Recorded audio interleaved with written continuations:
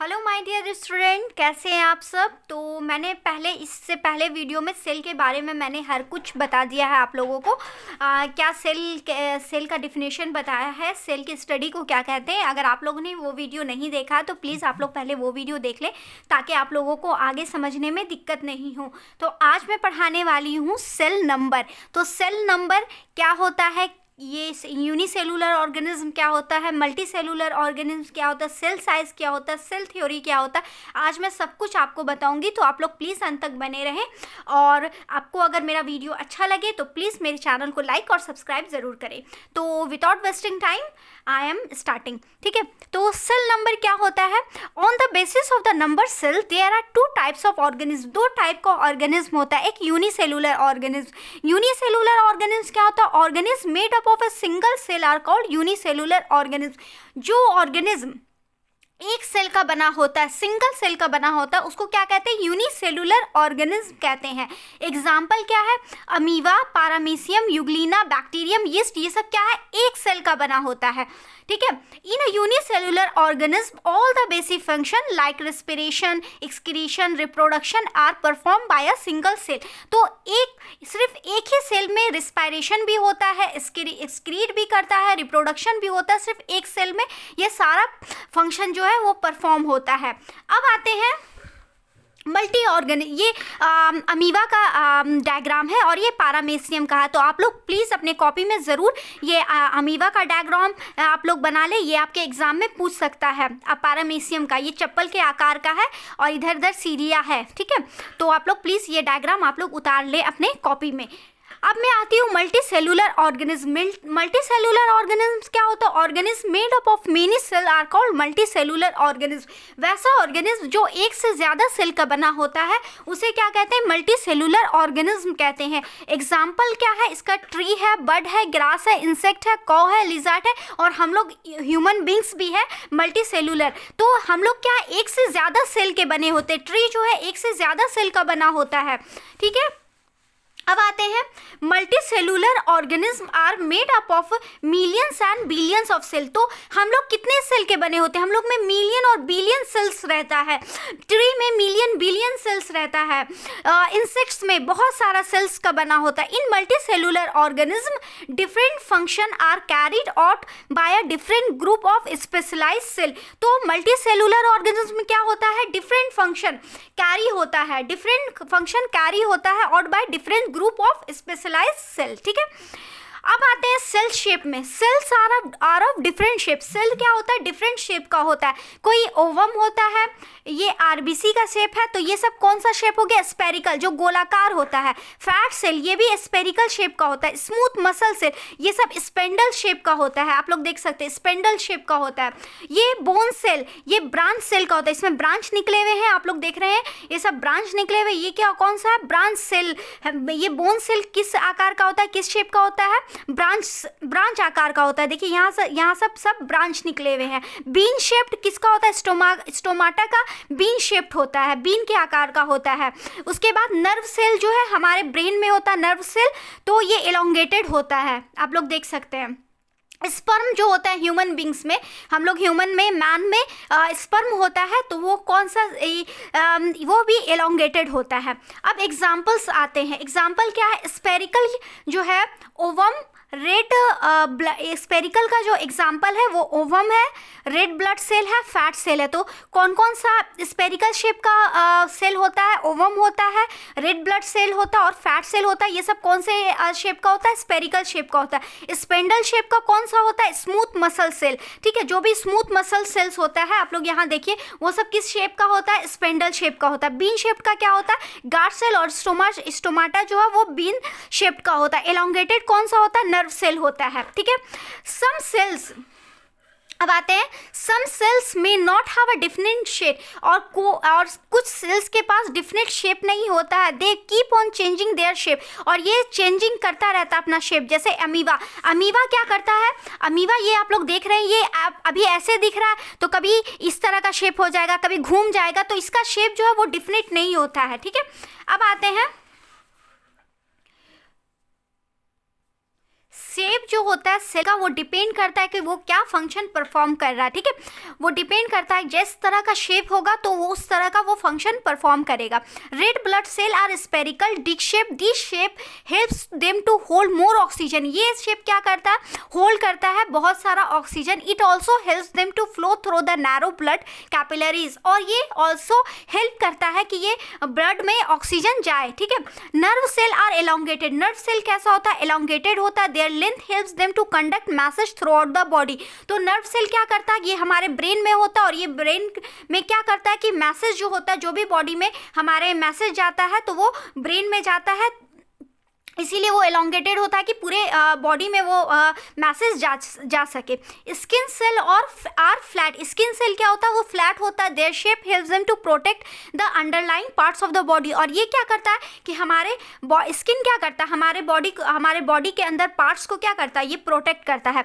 Guard cell of stomata are bean shaped, तो guard cell क्या होता है, वो बीन शेप्ड का होता है। Their shape helps them to open and close the stoma, तो ओपन और क्लोज में ये मदद करता है, क्योंकि स्टोमाटा क्या होता है, नाइट में वो क्लोज हो जाता है और डे में ओपन हो जाता है।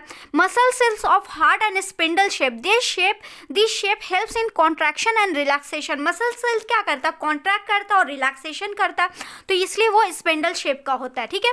अब आते हैं सेल साइज में, तो सेल साइज क्या होता है, the size of cell varies, most of cells are very small. Cells क्या होता है, साइज मतलब साइज जो सेल का होता है वो वैरी करता है, जहाँ ज़्यादातर सेल जो है वो छोटा होता है। The size of cells are their organelles are measured in micrometre. Cell जो होता है, ऑर्गेनल जो होता है वो किस में मेजर किया जाता है, माइक्रोमीटर में मेजर होता है। Micrometre is a fraction of millimetre, micrometre क्या है, फ्रैक्शन होता है मिलीमीटर का। एक माइक्रोन और माइक्रोमीटर कितने 10 to the power -3 मिलीमीटर के बराबर होता है।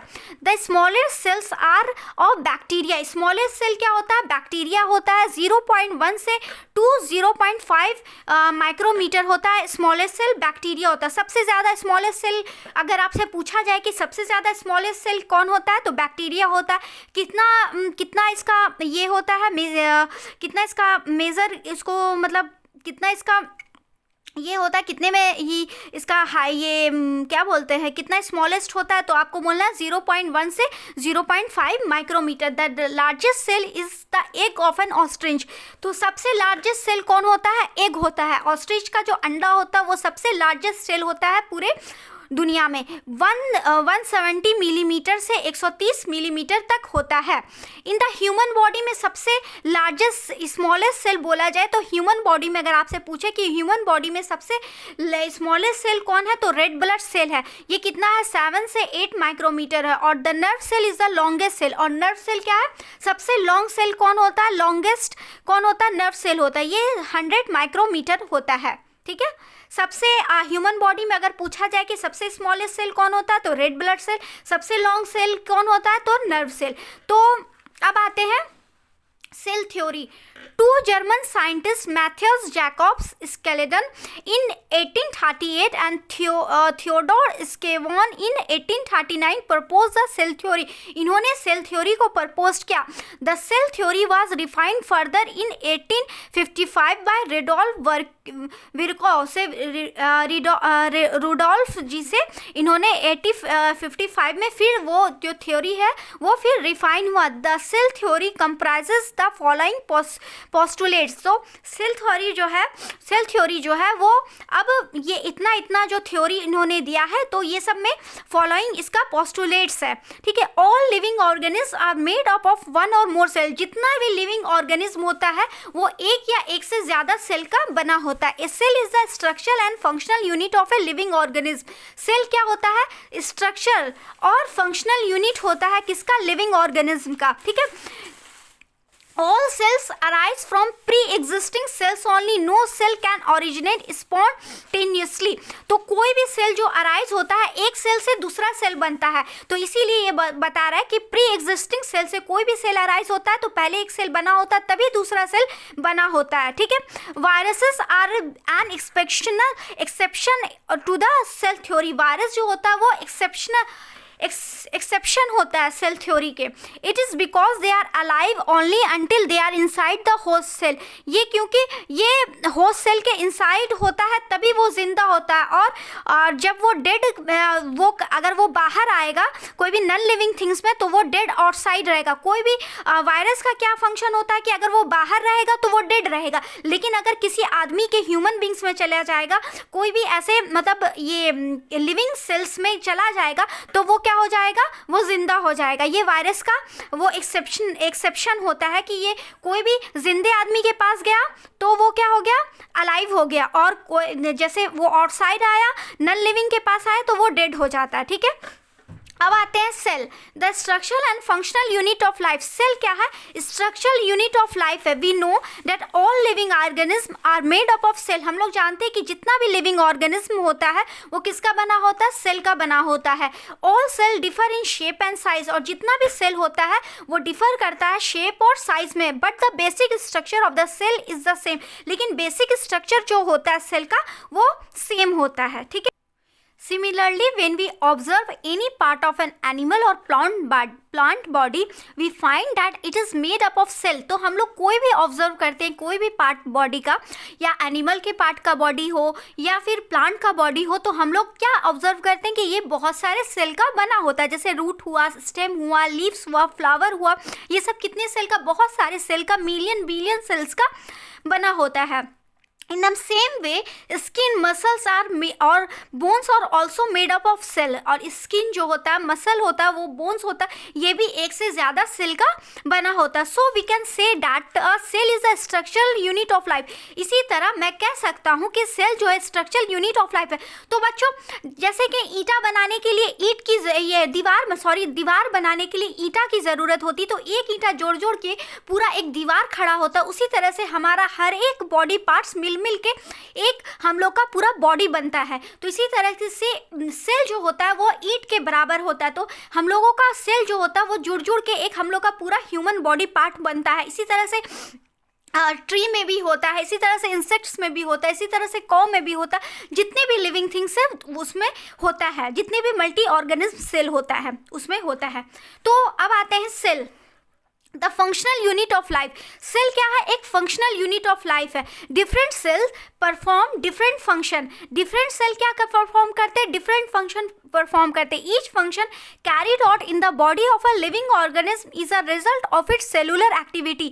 जितना भी फंक्शन जो होता है हमारे बॉडी में, जितना भी कैरीड आउट होता है, वो living organism is a result of its cellular activity. जितना भी सेलुलर एक्टिविटी होता है वो सब क्या होता है, सेल का सारा फंक्शन होता है। Let us study some example. In animals the muscle cells have the ability to contract and relax. तो एनिमल्स में क्या होता है, मसल सेल्स का क्या काम होता है, वो रिलैक्सेशन करता है, कॉन्ट्रैक्शन करता है, तभी ना हमारा बॉडी मूव करता है। This helps in the movement of the parts of the body. ये हेल्प क्या करता है, हमारे मूवमेंट, हम खड़े उठते हैं, बैठते हैं, हाथ को स्ट्रेट करते हैं, हाथ को मोड़ते हैं, तो ये सब क्या होता है, कॉन्ट्रैक्शन भी हो रहा है, रिलैक्सेशन भी हो रहा है। तो ये इसलिए तो ये सेल क्या होता है, ये इसलिए उसमें कॉन्ट्रैक्शन का एबिलिटी होता है कि ये पूरा बॉडी पार्ट्स जो है हम लोग का मूव कर सके, मसल जो है हम लोगों का मूव कर सके। The nerve cell conduct messages from one part of the body to another. Nerve cell क्या करता है, कंडक्ट करता है मैसेज एक पार्ट बॉडी से अनदर पार्ट के। This helps in coordination of all parts of the body. ये help करता है कोऑर्डिनेशन, जितने भी बॉडी का पार्ट्स है उसमें कोऑर्डिनेशन अप्लाई करने के लिए। जैसे कि हम लोग को भूख लगती है तो ब्रेन क्या, ये स्टोमिक जो है वहाँ पर स्टोमिक क्या सिग्नल देता है ब्रेन को कि अब भूख लगी रही है, अब खाना आना चाहिए, तो हम लोग क्या करते हैं, जल्दी से खाना खा लेते हैं। तो ये सब नर्व सेल क्या करता है, कंडक्ट करता मैसेज, ठीक है, वो हम लोगों को बताता है कि हाँ भूख लगी है, अब खाना खाना चाहिए, ठीक है। The cell of the gland secrete enzyme. Cell क्या होता है ग्लैंड्स का, वो क्या सिक्रीट करता है, एंजाइम करता है। These enzymes help in the different chemical reaction in the body. और ये एंजाइम्स क्या करता है, डिफरेंट केमिकल रिएक्शन करता है बॉडी में, ठीक है। The skin cell protect our body from harmful radiation of sun. ठीक है, तो स्किन सेल क्या करता है, वो प्रोटेक्ट करता है बॉडी को, जितना भी हार्मफुल रेडिएशन होता है सन का, तो हमारे प्रोटेक्ट करता है। जितने भी अंदर पार्ट्स होते हैं जैसे हार्ट है, लीवर, स्टोमक है, तो वो सबको क्या करता है, स्किन ये प्रोटेक्ट करता है। जैसे हमारे घर में दीवार कैसे बारिश से, धूप से, सबसे प्रोटेक्ट करता है, तो वैसे ही स्किन जो है हमारे जो अंदर के बॉडी पार्ट्स को वो क्या करता है, प्रोटेक्ट करता है। They also help in temperature regulation. ये ऑल्सो हेल्प करता है कि ये टेम्परेचर को रेगुलेशन, जैसे कि हम लोग को गर्मी लगती है तो पसीना छोड़ दिया जाता है, हम लोग को पसीना आ जाता है ताकि मेरा बॉडी कूल हो सके।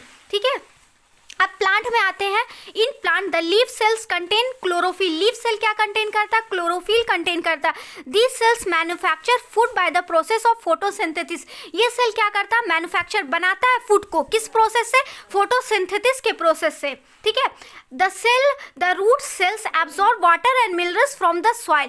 रूट सेल क्या करता है, एब्जॉर्ब करता है वाटर और मिनरल्स, कहाँ से, सॉइल से, मिट्टी से। The water is needed for various activity. और वाटर जो है नीड क्या होता है, वेरियस एक्टिविटी के लिए नीड होता है। तो आज बच्चों मैं यहीं तक रखती हूँ, जितने भी, तो आप लोगों को जो भी कन्फ्यूज़न होगा तो प्लीज़ आप लोग पूछ ले। अगर कुछ भी कन्फ्यूज़न होगा तो आप लोग कमेंट करें। अगर आपको मेरा ये वीडियो अच्छा लगे तो मेरे वीडियो को लाइक ज़रूर करें और सब्सक्राइब कर ले, ताकि आप लोगों को पूरा जो भी मैं वीडियो अपलोड करूँ तो आप लोगों को यूज़फुल वीडियो मिल सके। तो होप करते हैं कि आप लोगों को अच्छा लगा होगा, आप लोगों को समझ में आया होगा। तो thank you for watching my video.